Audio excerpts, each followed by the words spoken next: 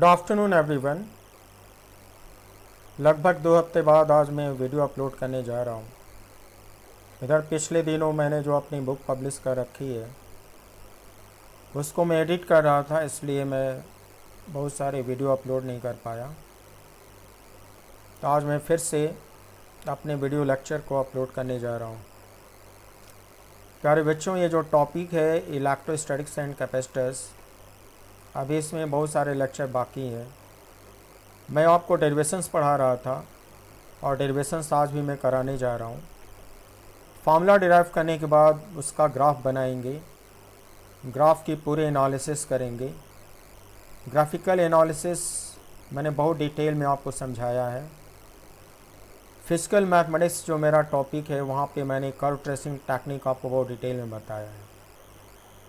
तो जो बच्चे इस वीडियो को पहली बार देख रहे होंगे उनसे मैं रिक्वेस्ट करता हूँ कि फिजिकल मैथमेटिक्स के टॉपिक को अपडेट कर लें, उनको बेहतर समझ में आएगा। उसकी कुछ समरी है जो मैं आपको थोड़ा सा बता देना चाहता हूँ। जब भी हम लोग किसी फंक्शन का ग्राफ बनाते हैं, किसी फार्मूले से ग्राफ बनाते हैं, तो जो डिपेंडेंट वेरिएबल होता है उसको हम लोग फंक्शन बोलेंगे। तो उसका कॉन्सेप्ट ये होता है बच्चों कि सबसे पहले हम लोग उस फंक्शन का फर्स्ट डेरिवेटिव निकालेंगे। किसी फंक्शन का फर्स्ट डेरिवेटिव अगर कांस्टेंट आता है, इसका मतलब स्लोप कांस्टेंट आता है।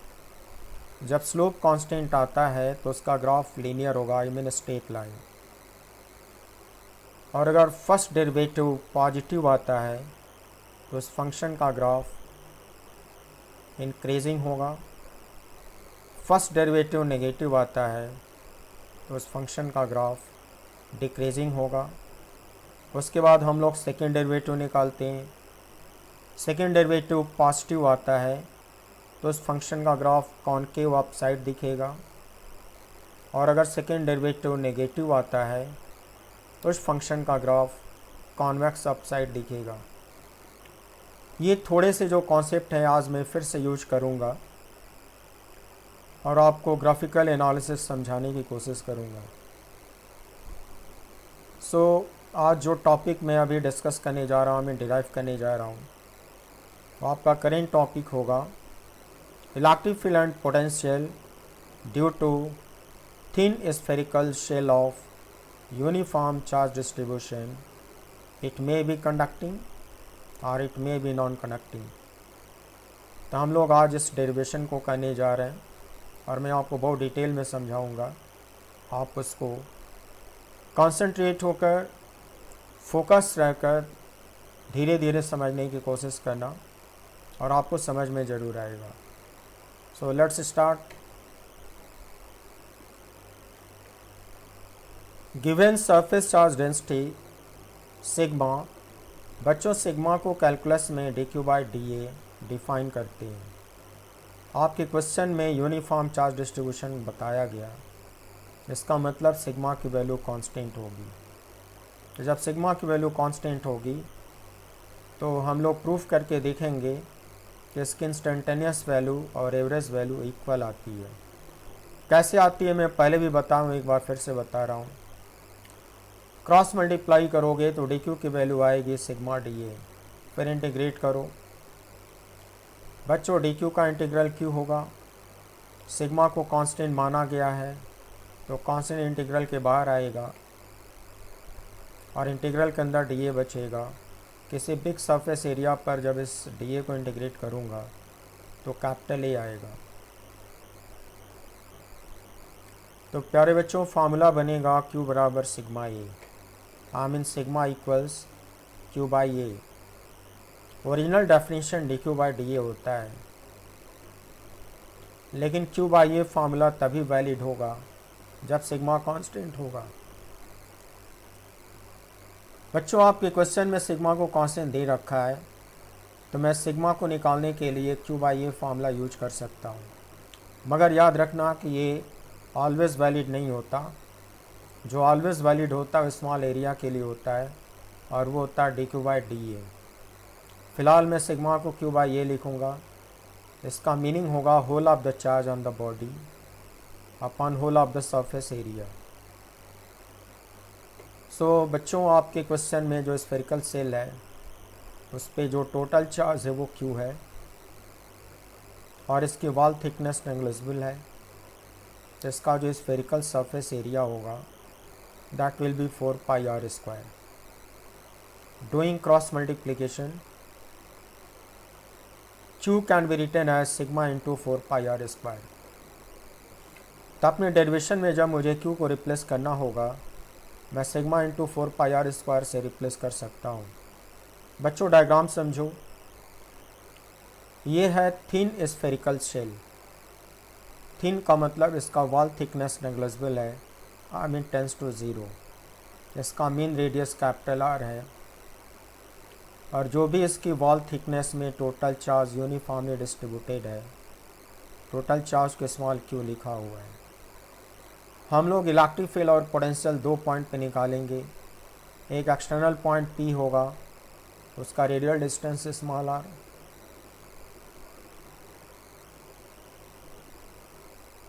एक इंटरनल पॉइंट P डैश है जिसका रेडियल डिस्टेंस स्मॉल r है। प्यारे बच्चों, अगर इलेक्ट्रिक फील्ड होगा तो P डैश पर भी रेडियली आउटवर्ड होगा क्योंकि यहाँ पर रेडियल सिमेट्री है, और पॉइंट P पर भी रेडियली आउटवर्ड होगा क्योंकि यहाँ पर रेडियल सिमेट्री है। मीन रेडियस कैपिटल R है। अब हम लोग डेरिवेशन पे चलते हैं। ये तो डायग्राम मैंने समझा दिया। दो केस बनाएंगे बच्चों, एक एक्सटर्नल पॉइंट का केस होगा, एक इंटरनल पॉइंट का केस होगा। Case 1, at an external point P small r greater than capital R। मैं गॉस थ्योरम अप्लाई करूँगा, इलेक्ट्रिक फील्ड का मैग्नीट्यूड डिराइव करूँगा, तो फार्मूला मिलेगा 1/4 pi epsilon naught q by r square. q की value substitute कर डालूँगा, sigma into 4 pi capital R square, cancel कराने पर आता है sigma capital R square over epsilon naught into small r square. मैं अभी इसको डिराइव करके दिखाऊँगा। फिर बच्चों हम लोग पोटेंशियल डिराइव करेंगे। फार्मूला आता 1/4 pi epsilon naught q by small r, फिर q की वैल्यू सब्सटीट्यूट करूँगा, कैंसिल आउट होने के बाद मिलता है sigma capital R square upon epsilon naught small r। तो एक्सटर्नल पॉइंट पे ये पोटेंशियल का फार्मूला आएगा। सिमिलरली मैं इंटरनल पॉइंट पर डिराइव करूँगा, सेकेंड केस बना लूँगा। बच्चों internal point P dash condition होगा small r less than capital R। Derive करूँगा, इलेक्ट्रिक फील्ड की वैल्यू इंटरनल स्पेस में 0 आएगी। पोटेंशियल कांस्टेंट आता डिराइव करने पर उतना ही आता है जितना सरफेस पर आता है, that is 1/4 pi epsilon naught q by capital R। फिर q की वैल्यू सब्सटीट्यूट करूँगा, सो कैंसिल आउट होने पर आता है sigma capital R upon epsilon not. तो मैं इसका डेरिवेशन बताने जा रहा हूँ, उसके बाद ग्राफिकल एनालिसिस में आपको डिटेल में समझाऊँगा। पहले इलेक्ट्रिक फील्ड और पोटेंशियल डिराइव करूँगा, फिर मैं ग्राफिकल एनालिसिस करूँगा। देखिए फिर, see the figure A on the next page for the reference. Case 1, at an external point P small r greater than capital R। So according to Gauss theorem, total flux passing through closed Gaussian surface, it should be equal to cyclic integral E dot ds equals q bound upon epsilon naught. Is it? प्यारे बच्चों, ये जो case मैं ले रहा हूँ, यहाँ जो total bound charge Gaussian surface के अंदर आएगा वो Q होगा, I mean whole of the charge Q के बराबर होगा। क्यों होगा मैं अभी समझा दे रहा हूँ, डायग्राम देखो समझ में आएगा। आप फिगर ए को देखो बच्चों, ये है आपका thin spherical shell of charge. इस पे total charge Q, external point P, radial distance small r, point P पर इलेक्ट्रिक फील्ड रेडियली आउटवर्ड। प्यारे बच्चों, यहाँ पर डेरिवेशन की आसानी के लिए रेडियल सिमेट्री की वजह से गॉसियन सरफेस का शेप स्फेरिकल लेंगे। shown by blue colour, this is spherical Gaussian surface. आप देख सकते हो कि इसके अंदर जो बाउंड चार्ज है वो पूरा का पूरा क्यू के बराबर है, देख सकते हो, इसलिए क्यू बाउंड क्यू होगा। गॉसियन सरफेस पर अगर वेरी स्मॉल एरिया वेक्टर लिया जाए, I mean D S, is it इस डी एस वैक्टर का डायरेक्शन नॉर्मली आउटवर्ड होगा, आई मीन रेडियली आउटवर्ड होगा। डी एस वैक्टर कोई भी एरिया वेक्टर अपने प्लेन पर परपेंडिकुलर होता है। ये छोटा सा एरिया है तो लगभग प्लेन होगा और इस पर परपेंडिकुलरली आउटवर्ड डी एस का डायरेक्शन होगा।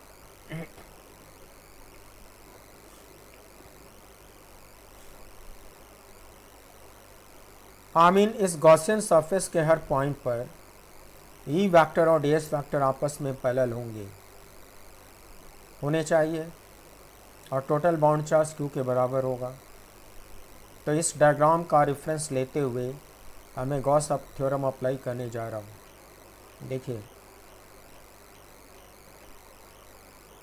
ई डॉट डी एस ओपन करो, mod D S cos theta cos zero.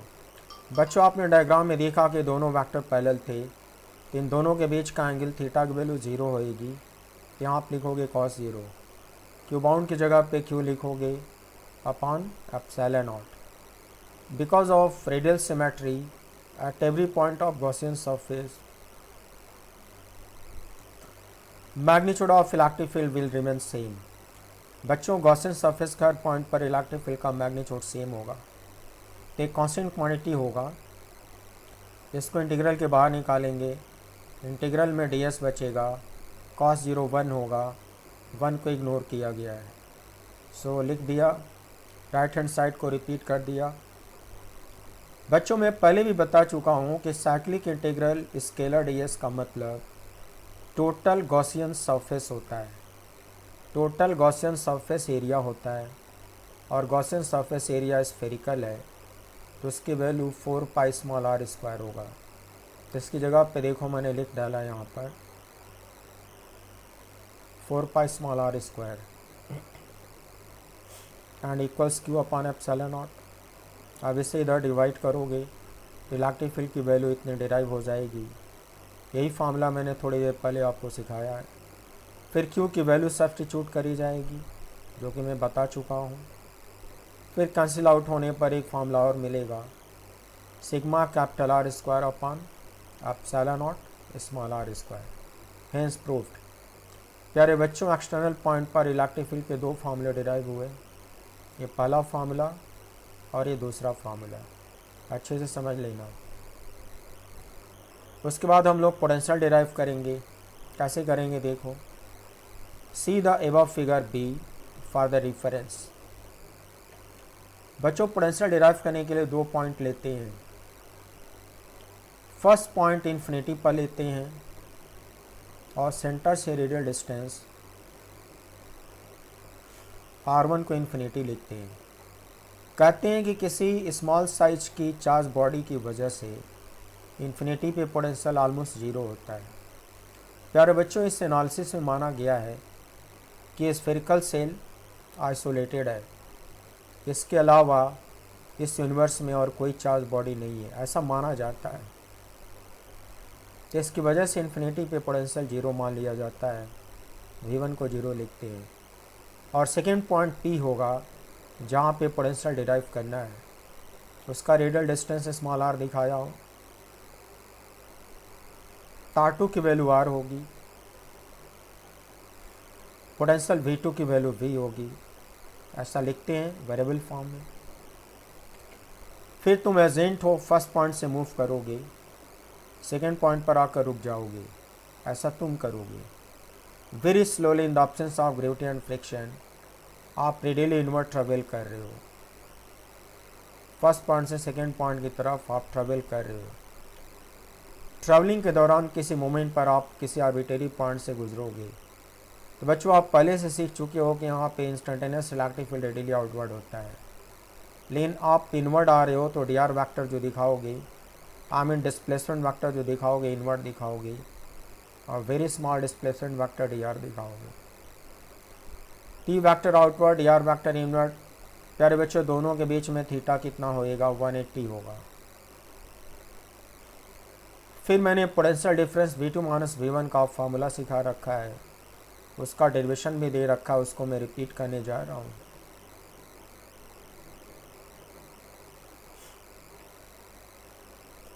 V2 minus V1 equals negative integral E dot d r limit R1 to R2। बच्चों ये formula मैं derive करके बहुत पहले दे चुका हूँ। V2 माइनस V1 लिख डाला, E डॉट डी आर को ओपन किया, ये हो गया मॉड ई, ये हो गया मॉड डी आर। यार बच्चों डी आर वैक्टर का modulus minus scalar D R होगा। दोनों के बीच में थीटा 180 समझा चुका हूँ, कॉस थीटा की जगह पे कॉस 180 लिखोगे। बच्चों मॉड लिखते वक्त डी आर के साथ नेगेटिव क्यों लगाते हैं वो मैं समझा रहा हूँ। दरअसल स्केलर डी आर हमारे केस में नेगेटिव आता है, तो उसको पॉजिटिव बनाने के लिए माइनस से मल्टीप्लाई करना पड़ता है। Modulus of d are vector is minus D r, because while moving inwards, जब हम इनवर्ट्स मूव करते हैं तो final value of r becomes less than initial value of r. R घटता जाता है तो R2 लेस दैन R1 होता है। अच्छा आपको मैं पहले बताऊं कि डी आर का मतलब R2 माइनस R1 होता है, तो जब R2 माइनस R1 निकालोगे तो साइन नेगेटिव आएगा, आई मीन डी आर का साइन नेगेटिव आएगा। इस नेगेटिव को पॉजिटिव बनाने के लिए यहाँ पे माइनस से मल्टीप्लाई किया जाता है। ये लॉजिक कई बार यूज़ होगा, इसको ठीक से समझ लो आप। कॉस 180 माइनस 1 होगा और ये माइनस माइनस प्लस होगा। इलेक्ट्रिक फील्ड स्मॉल आर का फंक्शन है, जो कि मैं थोड़ी देर पहले डिराइव किया हूँ। V2 की जगह पे V लिखोगे, V1 की जगह पे 0 लिखोगे, जो कि मैं समझा चुका हूँ। R1 की जगह पे इन्फिनिटी होगा और R2 की जगह पे R होगा, समझा चुका हूँ। इलेक्ट्रिक फील्ड वेरिएबल होगा, R का फंक्शन होगा, डिराइव करके दे चुका हूँ, उसको पुट कर दिया, यहाँ डी आर बचेगा, उसको रिपीट कर दिया। प्यारे बच्चों ये R की लिमिट में इंटीग्रेट होने जा रहा है, तो R वेरिएबल होगा और ये क्वांटिटी कांस्टेंट होगी। कांस्टेंट क्वांटिटी इंटीग्रल के बाहर आएगी, सो निकाल लिया। R पावर 2 को ऊपर ले जाओगे तो R पावर माइनस 2 आएगा। यहाँ मिलेगा integral R power minus 2 d r limit infinity to R। फार्मूले सब पढ़ा चुका हूँ आपको कैलकुलस के। x पावर n dx का फार्मूला लगाओगे, x power n plus 1 upon n plus 1 formula लगेगा।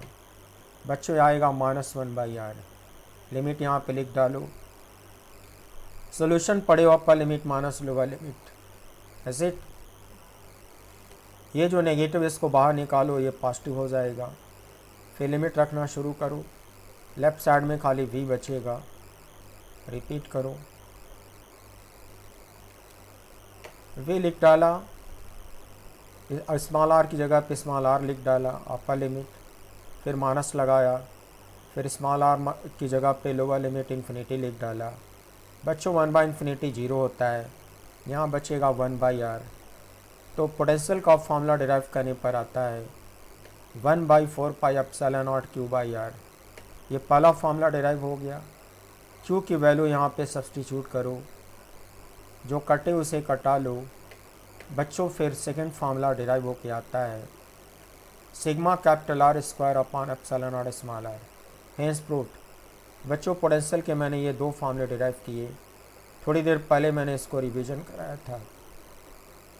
एक्सटर्नल पॉइंट पे पोटेंशियल के दो फार्मूले मैंने डिराइव कर रखे हैं, ज़रूरत पड़ने पर इसको इस्तेमाल किया जाएगा। इसके बाद बच्चों हम लोग सेकंड केस बनाएंगे। At an internal point P dash small r less than capital R। प्यारे बच्चों ये जो मैं डेरिवेशन पढ़ा रहा हूँ अपनी बुक से पढ़ा रहा हूँ। मेरी बुक का टाइटल है इलेक्ट्रोस्टैटिक्स एंड कैपेसिटर्स वॉल्यूम 2। सारे डेरिवेशन वॉल्यूम 2 में दिए गए हैं। वॉल्यूम 1 में मैंने फार्मूले की समरी दी है, ग्राफ की समरी दी है और एप्लीकेशन सिखाया है। तो जिन बच्चों को डेरिवेशन में इंटरेस्ट होगा उनको वॉल्यूम 2 पढ़ना चाहिए। वॉल्यूम 2 का राइटअप प्रिपेयर कर रहा हूँ, अभी ये पब्लिश नहीं हुई है। और पब्लिश होने पर मैं आपको इन्फॉर्म कर दूंगा। सो प्यारे बच्चों, हम लोग अब केस 2 को डील करने जा रहे हैं, ध्यान से देखिएगा।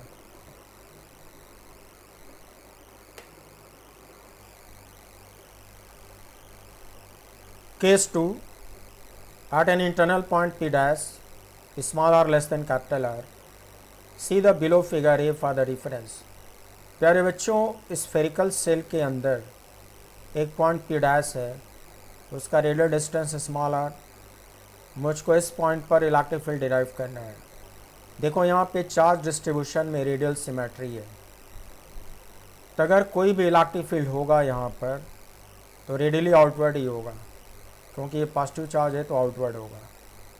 तो मैंने हाइपोथेटिकली यहाँ पर इलेक्ट्रिक फील्ड को रेडियली आउटवर्ड दिखा दिया। स्मॉल आर रेडियस का एक गॉसियन स्फेरिकल सरफेस कंसिडर किया।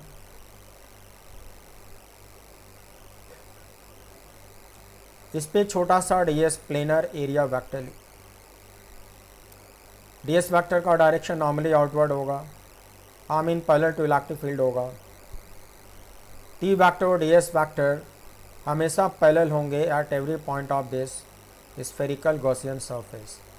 लेकिन प्यारे बच्चों, इस गॉसियन सरफेस के अंदर टोटल इनक्लोज्ड यानी कि बाउंड चार्ज 0 होगा, क्योंकि जो भी चार्ज है स्फीयर का वो इस गॉसियन सरफेस के बाहर हो गया। इसके अंदर बाउंड चार्ज की वैल्यू 0 आएगी और E और ds पैरेलल आएंगे। इसको मैं गॉस थ्योरम में यूज करने जा रहा हूँ। डेरिवेशन लिखिए।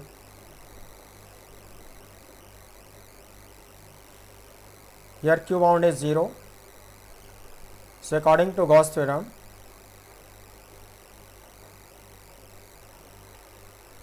total flux passing through closed Gaussian surface equals cyclic integral E dot ds equals Q bound upon epsilon naught। बच्चों E dot ds को ओपन करो, mod E mod ds cos theta cos 0, theta दोनों बीच में 0 था क्योंकि दोनों parallel थे। And Q bound is 0, आपने देखा, upon epsilon naught. So right hand side तो 0 हो गया। और इलेक्ट्रिक फील्ड का मैग्नीट्यूड कांस्टेंट होगा due to radial symmetry in position. T को इंटीग्रल के बाहर निकाला क्योंकि ये कांस्टेंट होगा। बचेगा cyclic integral scalar ds equal 0। Cyclic integral scalar ds का मतलब total Gaussian surface area, that is 4 pi small r square again but equals 0। प्यारे बच्चों, दो क्वांटिटी का प्रोडक्ट अगर 0 है और ये सरफेस एरिया 0 नहीं हो सकता, तो फिर इलेक्ट्रिक फील्ड को 0 होना ही पड़ेगा। इससे पता चलता है कि इलेक्ट्रिक फील्ड का मैग्नीट्यूड क्या आएगा, 0 आएगा। Hence proved. I mean spherical shell के इंटरनल स्पेस में हर पॉइंट पर इलेक्ट्रिक फील्ड का मैग्नीट्यूड 0 आएगा। करेक्ट। अब मैं पोटेंशियल का फॉर्मूला निकालने जा रहा हूँ। See the above figure be for the reference. Figure be को देखो। सो प्यारे बच्चों, ये फिगर बी है और सेंटर से स्मॉल r डिस्टेंस पर कोई पॉइंट p डैश है। इस पॉइंट पर मुझको पोटेंशियल डिराइव करना है। इसको R2 मान लिया जाए, देन R2 इज R, और पोटेंशियल को V2 मान लिया जाए, देन V2 इज़ V। प्यारे बच्चों, फार्मूला यूज करने के लिए फर्स्ट पॉइंट कहाँ लेना होगा, उसका लॉजिक होता है कि जिस डोमेन में इलेक्ट्रिक फील्ड 0 कैलकुलेट हुआ है उसी डोमेन के अंदर फर्स्ट पॉइंट सेकंड पॉइंट दोनों होना चाहिए।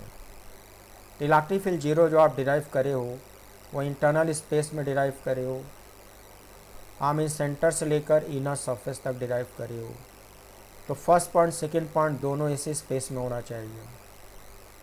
इसमें करते क्या है कि इनर सरफेस पर यहाँ फर्स्ट पॉइंट ले लेते हैं, तो R की लोअर लिमिट R1 लिखी जाएगी और R1 की वैल्यू अप्रॉक्सीमेटली कैपिटल R होगा, क्योंकि इसका वॉल थिकनेस नेग्लिजिबल मान के चलते हैं। R1 की वैल्यू कैपिटल R और इनर सरफेस पे पोटेंशियल V1 को VR लिखते हैं। प्यारे बच्चों, कहते हैं कि पोटेंशियल एक ग्रेजुअली वेरी होने वाली क्वांटिटी होती है। पोटेंशियल सडनली जंप नहीं करता, ग्रेजुअली वेरी करता है। तो अगर आउटर सरफेस पर पोटेंशियल V कैपिटल R होगा, इनर सरफेस पर भी लगभग वी आर ही होगा, क्योंकि इसकी थिकनेस नेग्लिजिबल है। आउटर और इनर पे लगभग बराबर होगा, इसलिए इनर सरफेस पर V1 की जगह पे VR लिखेंगे और R1 की जगह पे कैपिटल R। यहाँ मुझे पोटेंशियल चाहिए, तो R2 को स्मॉल r और V2 को V। तुम एजेंट बनो, फर्स्ट पॉइंट से स्टार्ट करो, सेकंड पॉइंट पे आके रुक जाओ। तुम रेडिली इनवर्ड आ रहे हो, अंदर आ रहे हो। एट अ सर्टेन मोमेंट आप किसी पॉइंट से गुजर रहे हो, तो आप प्रूफ कर चुके हो अगर इलेक्ट्रिक फील्ड होगा तो रेडियल सिमेट्री की वजह से रेडिली आउटवर्ड ही होगा। डी आर वैक्टर को इनवर्ट दिखाओ, क्योंकि तुम अंदर आ रहे हो, तो फिर स्मॉल डी आर इन्वर्ट दिखाओगे। ई और डी आर अपोजिट होंगे, दोनों के बीच जो थीटा होगा वो 180 होगा। अब V2 माइनस V1 का फॉर्मूला इस्तेमाल करो।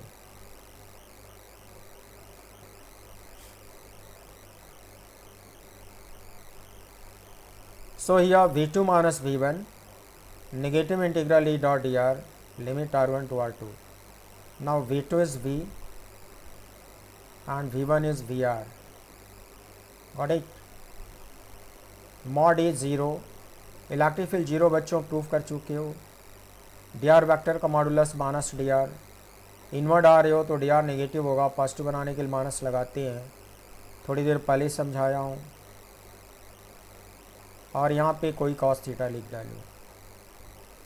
प्यारे बच्चों, जब इन तीन क्वांटिटी में क्वांटिटी 0 है, ये पूरा प्रोडक्ट 0 आएगा, तो राइट हैंड साइड की वैल्यू 0 आएगी। Got it?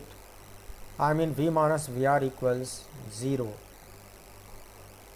ट्रांसफ़र करोगे तो V की वैल्यू आएगा VR। VR एक यूनिक क्वांटिटी होता है, जितना आउटर सरफेस पर होता है उसी को VR लिखते हो।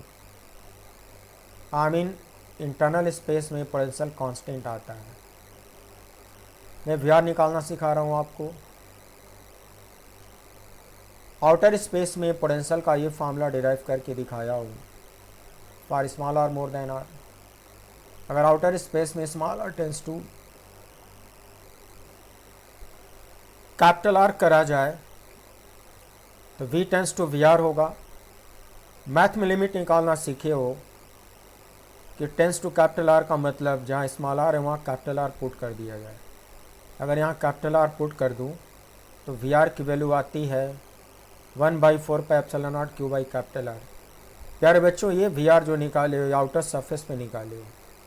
कहा जाता है कि सेल की थिकनेस नेग्लिजिबल है, इसलिए जितना पोटेंशियल आउटर सरफेस पर होगा लगभग उतना ही इनर सरफेस पर होगा, तो इसको इनर सरफेस पर इतना ही मान लिया जाएगा और VR की वैल्यू ला के पुट करी जाएगी।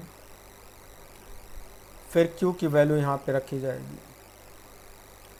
कैंसिलेशन होने के बाद इतना बचेगा। आमी स्फेरिकल सेल के अंदर V की वैल्यू कांस्टेंट आती है, उतना ही आती है जितना सरफेस पर आता है, वो कांस्टेंट होता है।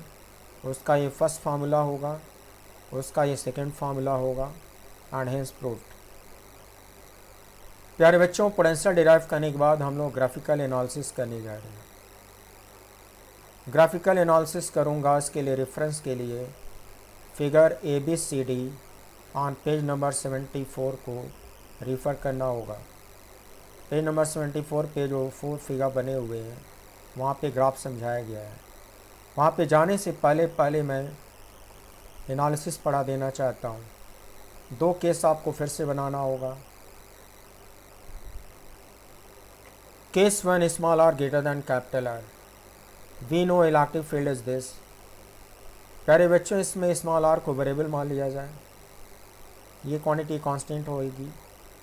इलेक्ट्रिक फील्ड एक फंक्शन होगा, वो स्मॉल r का फंक्शन होगा, जिसका first derivative D by D R होगा। बच्चों, इसको डिफ्रेंशिएट करोगे r के रिस्पेक्ट में तो आता है -2/4 पाई epsilon naught Q by R cube.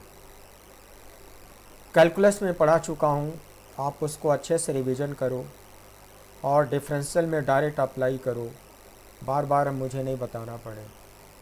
तो आप चेक कर लेना, फर्स्ट डेरिवेटिव इतना आएगा। बच्चों, नेगेटिव साइन बता रहा है कि फर्स्ट डेरिवेटिव लेस दैन 0 होगा। थ्योरी पढ़ाया हूँ कर्व ट्रेसिंग टेक्निक। किसी फंक्शन का जब फर्स्ट डेरिवेटिव नेगेटिव होता है तो फंक्शन डिक्रीजिंग होता है। आउटर स्पेस में इलेक्ट्रिक फील्ड डिक्रीजिंग आएगा। अब आप सेकेंड डेरिवेटिव निकालो d2/dr2। आमीन प्यारे बच्चों, इसको एक बार और डिफ्रेंशिएट करो। एक बार और डिफ्रेंशिएट करोगे तो इतना आएगा 6/4 पाई epsilon not q/r⁴। Obviously second derivative positive आएगा। थ्योरी पढ़ाया हूँ कि जब सेकेंड डेरिवेटिव पॉजिटिव आता है तो ग्राफ का कर्वेचर दिखता है कॉनकेव अपसाइड। Is it? इससे ये पता चलता है बच्चों कि ई वर्सेस आर का जो ग्राफ होगा आउटर स्पेस में वो डिक्रीजिंग कॉनकेव अपसाइड होगा। ई वर्सेस आर का ग्राफ डिक्रीजिंग कॉनकेव अपसाइड होगा। तो एक बार मैं आपको डायग्राम में ले चल के दिखा दूं कि आउटर स्पेस में डिक्रीजिंग कॉनकेव दिखाया हूँ कि नहीं, इसको आप समझते चलो। प्यारे बच्चों, ये फिगर ए है पेज नंबर 74 पर कि आउटर स्पेस में इलेक्ट्रिक फील्ड का ग्राफ डिक्रीजिंग कॉनकेव अपसाइड जो मैंने एनालिसिस किया वैसा मैंने दिखा दिया। तो मैंने यहाँ पे समझा दिया। अब आउटर स्पेस में पोटेंशियल का भी ग्राफ आपको यहाँ से समझाना होगा कि डिक्रीजिंग कॉनकेव क्यों दिखता है फिगर बी में। पहले इसके एनालिसिस बता दूँ, फिर इसको भी समझा दूँगा। याद रखना कि पोटेंशियल का भी फंक्शन आउटर स्पेस में डिक्रीजिंग कॉनकेव ही आता है। प्यारे बच्चों, आउटर स्पेस में पोटेंशियल का ये फार्मूला डिराइव हुआ था। इसमें स्मॉल आर को वेरिएबल बना दो, फर्स्ट डेरिवेटिव निकालो, आएगा -1/4 पाई एप्सिलॉन नॉट q/r²। आमीन लेस देन 0। जब फर्स्ट डेरिवेटिव नेगेटिव आता है तो फंक्शन को डिक्रीजिंग मानते हैं, यानी कि पोटेंशियल का ग्राफ डिक्रीजिंग दिखेगा, जैसा कि मैंने अभी अभी दिखाया आपको। सेकेंड डेरिवेटिव निकालो d2v/dr2। आमीन इसको एक बार और डिफ्रेंशिएट करो। जब एक बार और डिफ्रेंशिएट करोगे तो आएगा positive 2/4 pi epsilon not q/r³ greater than 0। जब सेकेंड डेरिवेटिव पॉजिटिव आता है तो बच्चों ग्राफ कैसा दिखता है? Concave upside. तो आपने क्या सीखा कि the potential versus r graph will be decreasing concave upside. ऐसा मैंने आपको ऊपर दिखाया है, आपने देखा ऐसा था। तो एनालिसिस करके ये पता किया जाता है कि ग्राफ कैसा दिखता है, सो मैंने किया। आगे बढ़ता हूँ, अब लिमिट निकालता हूँ। As small tends to capital r from right then e tends to ERR।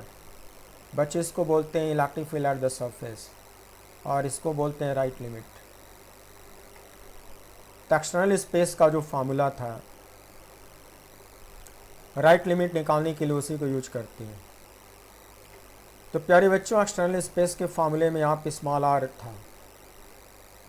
जब टेंस टू कैपिटल आर लिखते हैं स्मॉल आर को कैपिटल आर लिखते हैं। Is it? ये हो गया राइट लिमिट। फिर बच्चों क्यू की वैल्यू सिग्मा में कन्वर्ट करना सिखाया है। तो कन्वर्ट करके पुट किया जाता है तो कैंसिल आउट होने पर बचता है σ/ε0। इसका मतलब ये हुआ कि small r tends to capital r पर इलेक्ट्रिक फील्ड की राइट लिमिट आती है σ/ε0 से equation number 1। Similarly, as small r tends to capital R from right, then V tends to VRR। बच्चों ये बोला जाएगा पोटेंशियल एट द सरफेस, और इसका मतलब हुआ राइट लिमिट। राइट लिमिट निकालने के लिए एक्सटर्नल स्पेस का फॉर्मूला यूज़ करो। पोटेंशियल के फार्मूले में यहाँ पे स्मॉल आर था, स्मॉल आर की जगह पे कैपिटल आर डायरेक्टली पुट कर दो, कर दिया। क्यू को सिग्मा में कन्वर्ट करो, कैंसिल आउट होने के बाद बचेगा sigma capital are upon epsilon not. ये हो गया पोटेंशियल की राइट लिमिट। Equation number 2। आप स्लोप का लेफ्ट और राइट लिमिट निकालो। एक्सटर्नल स्पेस में डी बाई डी आर आप थोड़ी देर पहले ही निकाले हो, इतना मिला था।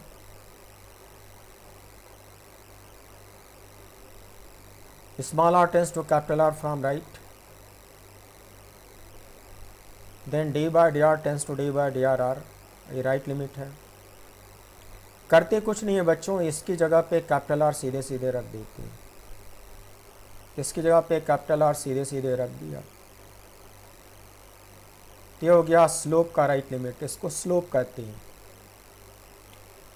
Slope of tangent drawn at the surface from right side, slope का राइट लिमिट आ गया।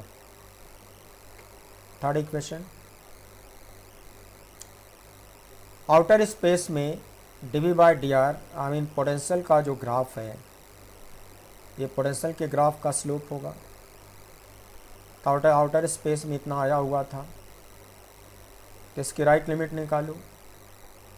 As small r tends to capital r from right, d by D r tends to d by D r capital r. प्यारे बच्चों, ये potential के graph के slope का right limit होगा सरफेस पर। करना कुछ नहीं है, ये जो फार्मूला है इसमें स्मॉल आर की जगह पे कैपिटल आर पुट कर दो, कर दिया। ये हो गया स्लोप का राइट लिमिट। से क्वेश्चन नंबर 4 इज इट। अब कुछ और आगे करने से पहले सेकंड केस लेना होगा।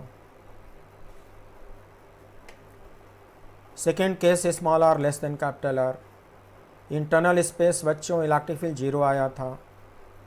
जब इलेक्ट्रिक फील्ड 0 आया था तो इसका ग्राफ तो हॉरिजॉन्टल होगा, डी बाई डी आर की वैल्यू 0 होगा, स्लोप 0 होगा क्योंकि इसका ग्राफ हॉरिजॉन्टल स्ट्रेट लाइन होगा, स्लोप भी 0 होगा। 0 को एक कांस्टेंट क्वांटिटी मानते हैं, वेरिएबल तो नहीं कहोगे। आई मीन इलेक्ट्रिक फील्ड एक कांस्टेंट फंक्शन होगा। कांस्टेंट फंक्शन का ग्राफ हॉरिजॉन्टल स्ट्रेट लाइन होता है। द यार graph will B horizontal straight line. मैं अभी आपको दिखा दे रहा हूँ कि इंटरनल स्पेस में जो यार ग्राफ होता है एक हॉरिजॉन्टल स्ट्रेट लाइन होता है, उसकी वैल्यू 0 आती है। प्यारे बच्चों, इंटरनल स्पेस में इलेक्ट्रिक फील्ड की वैल्यू 0 है। ये देखो 0 सेंटर से लेके इनर सरफेस तक horizontal straight line electric field का ग्राफ है। देखो आमीन, ये ग्राफ सर्टेन जंप करेगा, उसके बाद बाहर जाके डिक्रीजिंग कॉनकेव आएगा।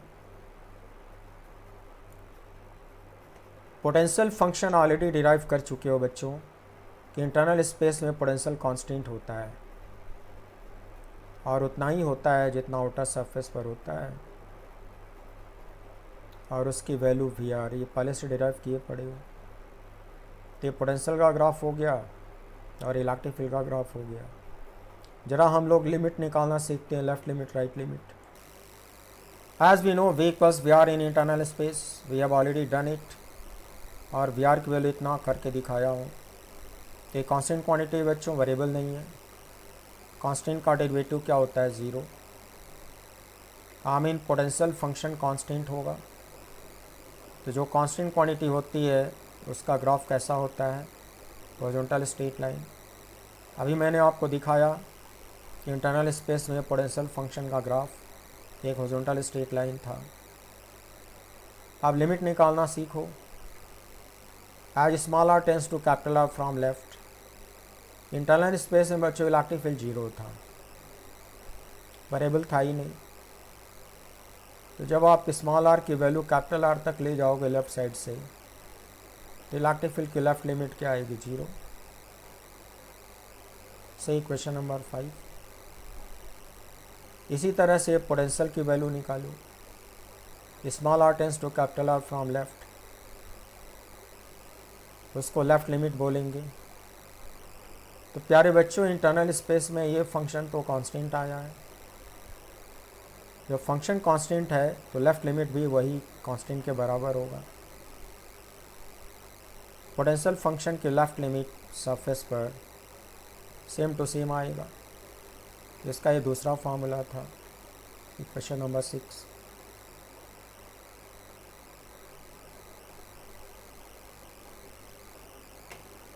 Since d by dr is 0,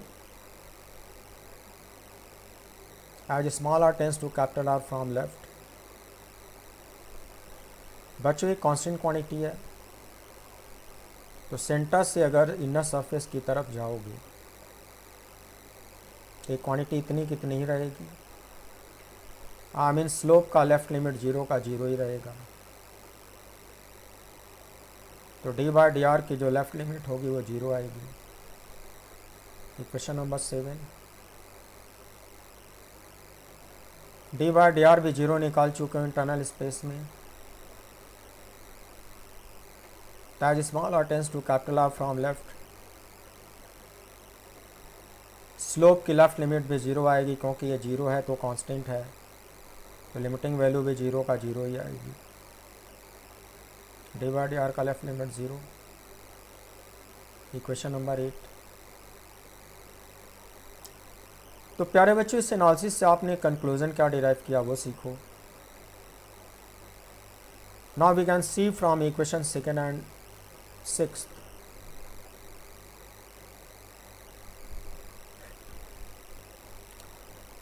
left limit of VR equals right limit of VR equals VR, that is sigma r upon epsilon r।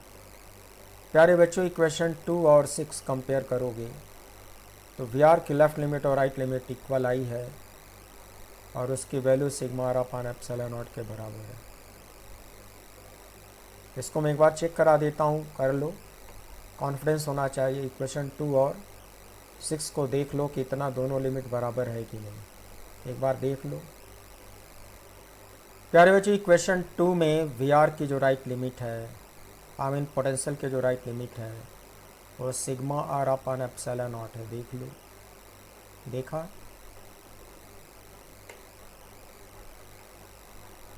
और इक्वेशन नंबर 6 देखो, VR की जो लेफ्ट लिमिट है वो भी उतना ही है, sigma r upon epsilon not. इसका मतलब लेफ्ट लिमिट राइट लिमिट इसकी दोनों की बराबर है, यही मैं बता रहा था। आगे बढ़ो। So from equation 2 and 6, left limit of VR equals right limit of VR, that is only VR, that is sigma r by epsilon naught.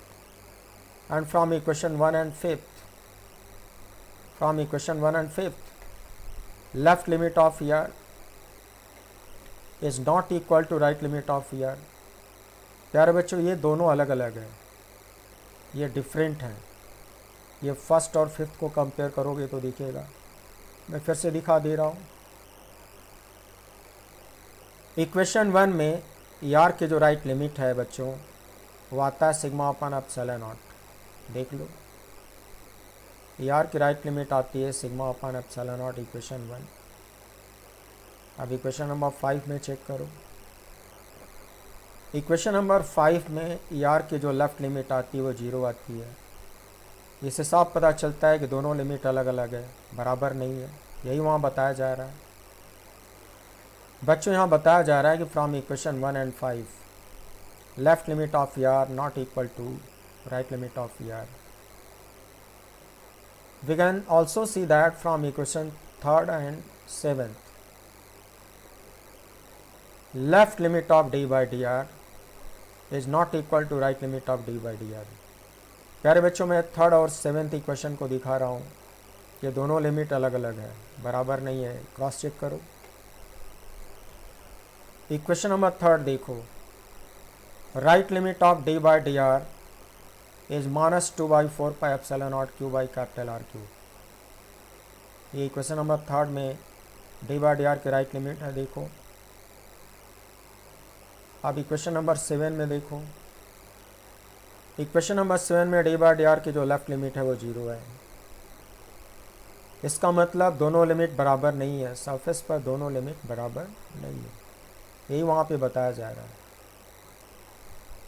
From equation third and seventh left limit of d by D r not equal to right limit of d by D r, यही बताया जा रहा है। And from equation 4 and 8 left limit of d v by D r not equal to right limit of d v by D r. Potential का जो slope होगा उसकी left और राइट लिमिट सरफेस पर इक्वल नहीं होगी। ये इक्वेशन नंबर 4 और 8 से मिलेगा, देख लो इसको बच्चों। इक्वेशन नंबर 4 में डी बाई डी आर की राइट लिमिट है, वो आती है -1/4πε0 Q by capital are square. देखो उसके बाद इक्वेशन नंबर 8 चेक करो। इक्वेशन नंबर 8 में डी बाई डी आर की जो लेफ्ट लिमिट आती है वो 0 आती है। इसका मतलब दोनों लिमिट सरफेस पर इक्वल नहीं है। देखा आपने,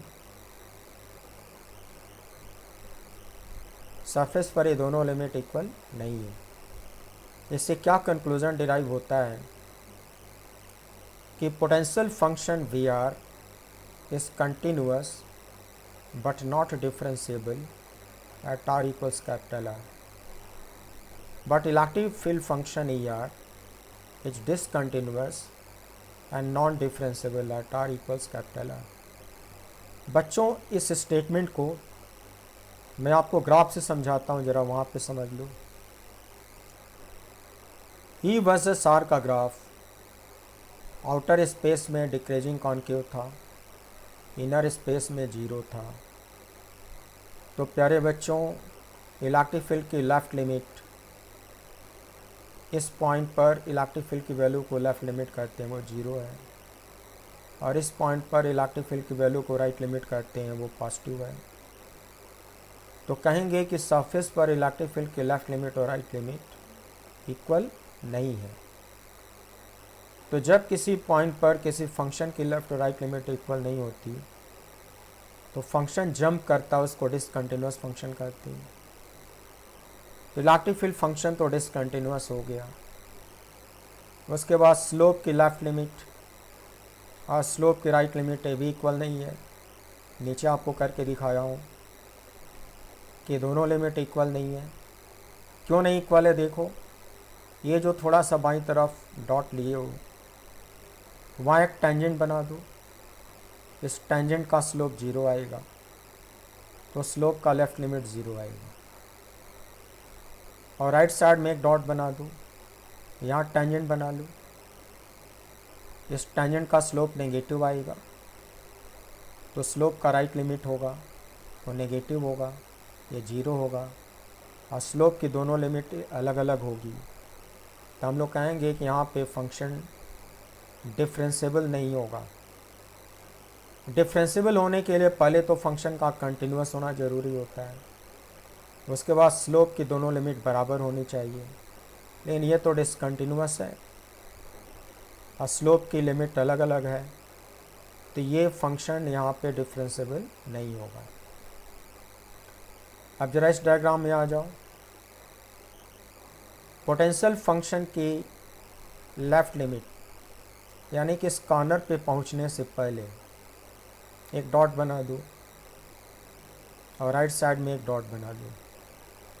तो ये हाइट पोटेंशियल की राइट लिमिट होगी और ये हाइट पोटेंशियल की लेफ़्ट लिमिट होगी, और ये दोनों लिमिट लगभग बराबर है।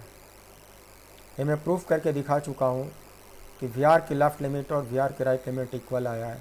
दिखा चुका हूँ बच्चों, रिवीजन कर लेना, इक्वल आया है।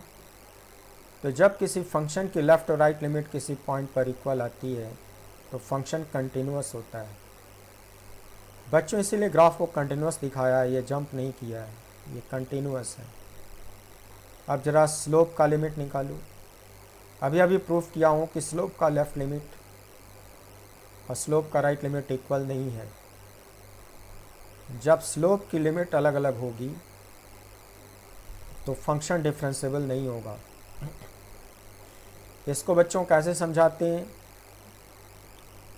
सरफेस पे पहुंचने से ठीक पहले एक डॉट ले लो, और थोड़ा सा राइट साइड में एक डॉट ले लो। तो जो लेफ्ट साइड का डॉट है वहाँ एक टेंजेंट बना दो। इस टेंजेंट का स्लोप 0 आएगा, तो लेफ्ट लिमिट 0 हुआ। और ये जो राइट साइड में डॉट है यहाँ एक टेंजेंट बना दो। इस टेंजेंट का स्लोप नेगेटिव आएगा, मतलब स्लोप का राइट लिमिट नेगेटिव आएगा, स्लोप का लेफ्ट लिमिट 0 आएगा। बच्चों ये स्लोप की लिमिट बराबर नहीं हुई, तो कहते हैं कि इस पॉइंट पर ये फंक्शन डिफरेंशिएबल नहीं होगा। यही मैंने कमेंट में लिखा है। इसका मतलब पोटेंशियल फंक्शन का ग्राफ सरफेस पर कंटिन्यूअस तो होगा मगर डिफरेंशिएबल नहीं होगा। यही मैंने कमेंट पे लिखा है। बच्चों इस नोट में मैंने वही यहाँ पे लिखा है जो ऊपर समझाया है कि potential function VR is continuous but not differentiable at small r equals capital R, but electric field function ER is discontinuous and non-differentiable at r equals capital R। यही मैंने ऊपर समझाया है। सो प्यारे बच्चों आज टाइम ज़्यादा हो रहा है, इस एपिसोड को मैं यहीं पे कंप्लीट करता हूँ और नेक्स्ट एपिसोड में मैं आपको ये डेरिवेशन देने जा रहा हूँ। ये बोर्ड और कंपटीशन दोनों के लिए इम्पॉर्टेंट है। हेडिंग होगा electric field and potential due to solid sphere of uniform charge distribution. जैसे आज मैंने पूरी एनालिसिस करी है ठीक उसी तरह से इसका डेरिवेशन दूंगा और पूरी ग्राफिकल एनालिसिस डिटेल में करूंगा। प्यारे बच्चों कंपटीशंस के लिए ग्राफिकल एनालिसिस बहुत ठीक से समझ में आनी ज़रूरी है, नहीं तो ग्राफ वाले क्वेश्चन आप कर नहीं पाओगे। जो रटे रहोगे वो तो टिक मार दोगे, कुछ इनोवेटिव टाइप का अगर क्वेश्चन आ गया तो नहीं कर पाओगे। तो मैं तो अपनी ड्यूटी निभा रहा हूँ, मैं ग्राफ को बहुत ठीक ढंग से समझा रहा हूँ। जितना मैं समझा रहा हूँ इतना किसी स्कूल कॉलेज में और लोग नहीं समझाते। आप देख लेना, पढ़ोगे कई सारे टीचर से पता चल जाएगा, लेकिन थोड़ा एफर्ट आपको भी डालना होगा तभी समझोगे।